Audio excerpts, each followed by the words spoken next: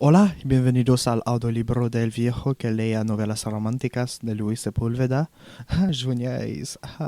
On lit Le vieux qui faisait des romans d'amour de Luis Sepúlveda. Comme toujours, achetez le livre original de l'auteur. Et on va commencer. Il y a beaucoup de contexte dans le livre au début, fait qu'on va faire ça. Né au Chili en 1959, Luis Sepúlveda est notamment l'auteur de Le vieux qui lisait des romans d'amour, Un nom de Totero, Le monde au bout du monde et Le neveu d'Amérique. Best-sellers mondiaux, ses romans sont traduits dans de très nombreux pays. Il est également scénariste, réalisateur, producteur et même acteur pour le cinéma. Il est mort en Espagne en 2020. Traduit de l'espagnol. Présentation par Pierre Lepape. Premier roman d'un écrivain chilien entré dans la quarantaine, par ailleurs totalement inconnu, publié par une maison d'édition qui ne se dispose pas de moyens importants. Le vieux qui faisait des romans d'amour connaissait un très large succès public avant même que les médias ne s'emparent de toute sa fraîche célébrité. Mieux encore, en quelques jours, le bref roman de Sepúlveda recevait 2 prix littéraires considérés comme antinomiques, celui à vocation populaire de Relais H, qui assurait sa présence dans toutes les librairies des gares, et celui fort élitiste de France Culture, qui l'ornait d'un incontestable label intellectuel. Un livre qui plaît ainsi à tout le monde est a priori suspect et il n'a pas manqué de s'élever dans le concert général des louanges, quelques voix dénonçant l'insupportable confusion. Sepúlveda bénéficiait d'un phénomène de mode et ne pouvait pas donc être aimé que pour de mauvaises raisons. Il serait sans doute intéressant de tenter une approche sociologique sérieuse de ce succès inattendu et du rapprochement autour d'un même livre de lecteurs dont les goûts et les attentes sont généralement aux antipodes. Comment le vieux qui lisait des romans d'amour a-t-il créé cet improbable consensus, non dans la mollesse des concessions et des indifférences, mais dans l'enthousiasme et le plaisir? Le succès du roman n'y est pas pour rien. Sepúlveda l'a dédié à son ami Chico Mendes, le défenseur de la forêt amazonienne, l'une des figures les plus illustres et les plus conséquentes du mouvement écologique universel. Assassiné l'an dernier par des hommes de main armés payés par de plus grands criminels, de ceux dont tailleur et manucure et qui disent agir au nom du progrès. Le livre est une dénonciation impitoyable, bien que sans offense, de la destruction aveugle, systématique, cruelle et stupide de cette forêt continent qu'est l'Amazonie, et à travers elle des équilibres fragiles et vitaux qui lient l'homme et son environnement naturel. Le goût des images. Sepúlveda n'étonne pas la vieille antienne du bon sauvage qui s'oppose au méchant civilisé. Son vieux Nero n'a rien d'un innocent primitif, il dévore des romans d'amour. C'est tout dire, et le monde dans lequel il vit ne s'appelle El Idilio par ironie par antiphrase. Rien de moins idyllique que ce bord du fleuve noyé de pluie et de boue. Dangereux, brutal, hanté par la peur et par la souffrance, enfermé dans sa solitude et son rassasement, la nature montre Sepúlveda. Ce n'est pas le paradis, pas le jardin d'Éden. C'est un être immense et terrible auquel sont liés pour le meilleur et pour le pire tous ceux qui y participent, hommes et plantes, bêtes et fleuves, dans un embrassement permanent, à la fois vital et mortel, lucide et aveugle, hostile amoureux, brutal et rusé. L'écologisme du écrivain chilien est tout le contraire de naïf ou simpliste. Il affirme, à l'inverse, que la naïveté et les idées simples sont aussi dangereuses, aussi meurtrières que les plus cyniques volontés de domination et de destruction. Le face-à-face avec la nature réclame moins des sentiments qu'un fabuleux trésor de savoir et de savoir-faire accumulés par les hommes qui affrontent quotidiennement cette réalité infiniment complexe. Sepúlveda constate que le progrès tel que l'entendement, ceux qui exploitent la forêt amazonienne, conduit aussi à la disparition de ces hommes qui savent. Mais la rigueur et la vigueur de cette démonstration n'auraient certainement pas exercé une telle séduction si l'auteur ne s'en était tenu à ses arguments intellectuels. La forêt amazonienne n'a d'autre réalité, pour la plupart d'entre nous, que celle des images que nous proposent les mots et les livres. Nous avons, nous aussi, comme le vieux, besoin qu'on nous raconte des romans pour pouvoir atteindre une réalité qui, sans eux, demeurerait au sens propre, inimaginable. Nous demandons du rire et des larmes, du rêve et des émotions, de la couleur et de la musique. Sepúlveda nous offre tout cela en brassée généreuse et fraîche. Elle a le sens du récit, ramassé et efficace, le goût des images soigneusement scellées, un grand don d'évocation qui lui permet de rendre simple en les stylisant les choses, les êtres et les événements les plus compliqués. Il ne lui faut pas 20 lignes pour qu'on tombe sous le charme de cette feinte candeur, de cette fausse légèreté, de cette innocente rusée. Ensuite, on file sans pouvoir s'arrêter jusqu'à une fin que notre plaisir juge trop rapide. Pierre le Pape, de Le Monde. Après ça, c'est une autre affaire que l'auteur a écrit avant le livre, c'est comme un petit texte. Là. Au moment même à Oviedo, les jurés qui allaient décerner à ce livre le prix Tigre Juan étaient en train de le lire à des milliers de kilomètres de distance et d'Ingonmi, une bande d'assassins armés payés par de plus de grands criminels, de ceux qui ont tailleur et manucure et qui disent agir au nom du progrès, mettaient fin à la vie de l'homme qui fut l'un des plus ardents défenseurs de l'Amazonie et l'un des figures les plus illustrées et les plus conséquentes du mouvement écologique universel. Tu ne liras pas ce roman, Chico Mendes, ami très cher, qui parlait peu et agissait beaucoup, mais ce prix Tigre est aussi le tien, comme l'est celui de tous les hommes qui continueront sur ton chemin que tu as tracé, notre chemin collectif pour défendre ce monde, notre monde qui est unique. Ah, une autre affaire... À mon lointain ami Miguel Tsenke s'indique croire dans la Rumbi dans le haut Nagaratsa et grand défenseur de l'Amazonie. C'est lui qui, une nuit, par ses récits débordant de magie, m'a révélé certains détails de son monde vert inconnu que j'utilisais plus tard en d'autres confins du monde équatorial pour construire cette histoire. Bon, là on commence pour de vrai. Chapitre 1. Le ciel était une panse-dente gonflée qui pendait très bas menaçante au-dessus des têtes. Le vent tiède et poiseux balayait les feuilles éparses et secouait violemment les bananiers rachitiques qui ornaient la façade de la mairie. Les quelques habitants d'Idilio, auxquels s'était joint une poignée d'aventuriers venus des environs, attendaient sur le quai leur tour de s'asseoir dans le fauteuil mobile du dentiste, le docteur Rubicondo Loacamine, qui pratiquait une étrange anesthésie verbale pour atténuer les douleurs de ses clients. « Ça te fait mal ?» questionnait-il.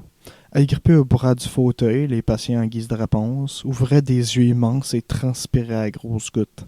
Certains tentaient de retirer de leur bouche les mains salantes du dentiste afin de pouvoir lui répondre par une grossièreté bien sentie. « Fais au cabron !»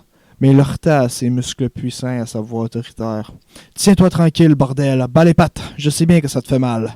Mais à qui la faute, hein? Moi? Non, au gouvernement. Affonce-toi bien ça dans le crâne. C'est la faute du gouvernement si tu as les dents pourries, si tu fais mal. La faute au gouvernement! » Les malheureux n'avaient plus qu'à se résigner en fermant les yeux ou en se dodelinant de la tête. Le docteur Loachamin haïssait le gouvernement.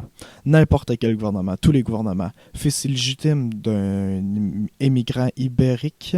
Ibérique, ça c'est genre la péninsule en Europe avec l'Espagne, Andorre, puis Portugal. Il tenait de lui une répulsion profonde pour tout ce qui s'appartenait à l'autorité. Mais les raisons exactes de sa haine s'étaient perdues au hasard de ses frasques de jeunesse, et ses diatribes anarchisantes ne s'étaient plus qu'une sorte de verrue morale qui le rendait sympathique. Il vociférait contre les gouvernements successifs de la même manière que contre les gringos qui venaient parfois des installations pétrolières du Coca. Étrangers impudiques qui photographiaient sans autorisation les bouches ouvertes de ses patients. À quelques pas de là, l'équipage du sucre chargeait des régimes de bananes vertes et des sacs de café. Sur un bout de quai s'amorcelaient les caisses de bière d'aguardiente Fortrenta, de ciel et de bonbons de gaz débarqués au lever du jour. Le sucre, c'est le nom du bateau, devait appareiller dès que le dentiste aurait terminé de réparer les mâchoires pour remonter les eaux du Nangaritza, débouché dans la Zamora, après 4 jours de lente navigation, rejoindre le port fluvial d'El Dorado.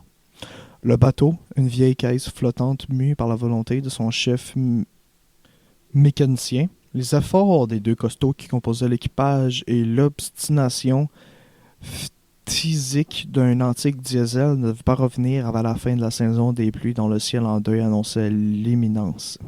Le docteur Rubicondo Loachamine venait 2 fois par an à El Idilio, tout comme l'employé des postes, lequel n'appartenait que fort rarement à une lettre pour un habitant et transportait essentiellement dans sa sacoche d'élaborés de papiers officiels destinés aux maires ou les portraits sévérés, décolorés par l'humidité, des gouvernements du moment. Du passage du bateau, les gens n'attendaient rien d'autre que le renouvellement de leurs provisions de sel, de gaz, de bière et d'aguardiente. Mais la venue du dentiste était accueillie avec soulagement, surtout par les rescapés de la malaria, fatigués de cracher les débris de leur dentition et désireux d'avoir la bouche nette de Chico afin de pouvoir essayer l'un des dentiers étalés sur un petit tapis violet qui évoquait indiscutablement la pourpre cardinalis. Sacrifice. Toujours vitupérant contre le gouvernement, les dentistes débarrassaient leurs gencives de leur ultime vestige dentaire, après quoi leur donnait de se rincer la bouche avec de l'aguardiente. Maintenant, voyons, comment tu le trouves celui-là? Il me sert, je peux pas fermer la bouche. Allons donc, tu parles d'une bande de délicats. Bon, on en essaie une autre. Il flotte, si je tourne, il va tomber. Tu n'as qu'à être remué, couillon, ouvre la bouche. Et il y obéissait. Elle essayait plusieurs dentiers, finissait par trouver le bon et discutait le prix, tandis que le dentiste désinfectait les autres en les plongeant dans une marmite d'eau chloruée bouillie.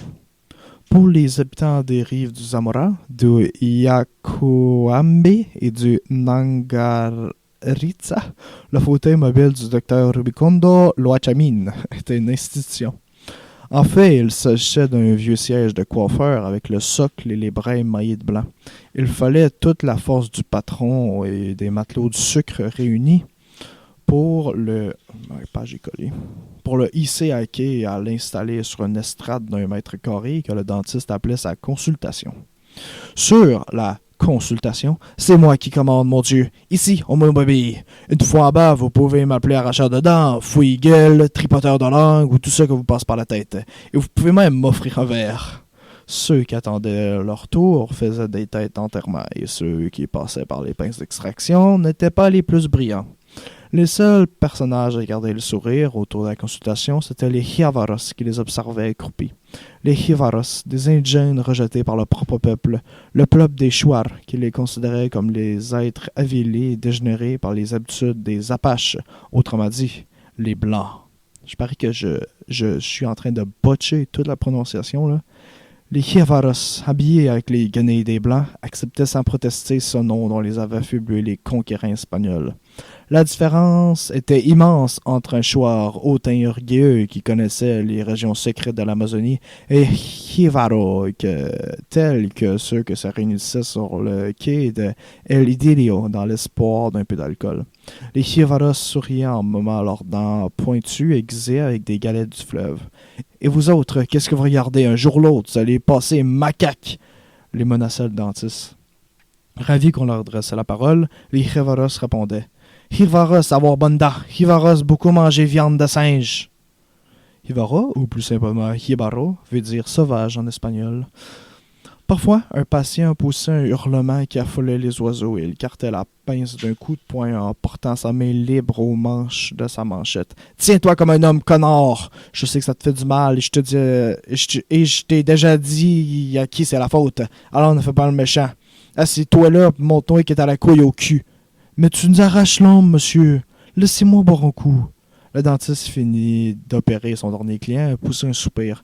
Il émaillota dans leur tapis cardinalis les dentiers qui n'avaient pas trouvé preneur et tout en désinfectant ses instruments, il regarda passer la pirogue d'un chouard.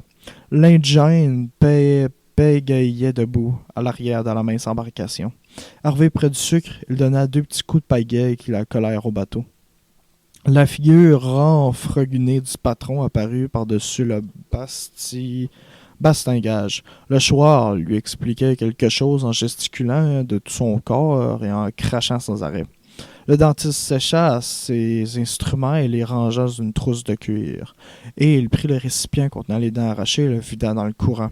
Le patron et le chouard passèrent à côté de lui pour se diriger vers la mairie. « Il va falloir attendre, monsieur. Il nous amène un gringo mort. » La nouvelle ne lui fit pas de plaisir. Le sucre était un engin inconfortable, particulièrement pendant le voyage de retour, qu'il était chargé de bananes vertes et de sacs de café brus, tardifs et à moitié pourris.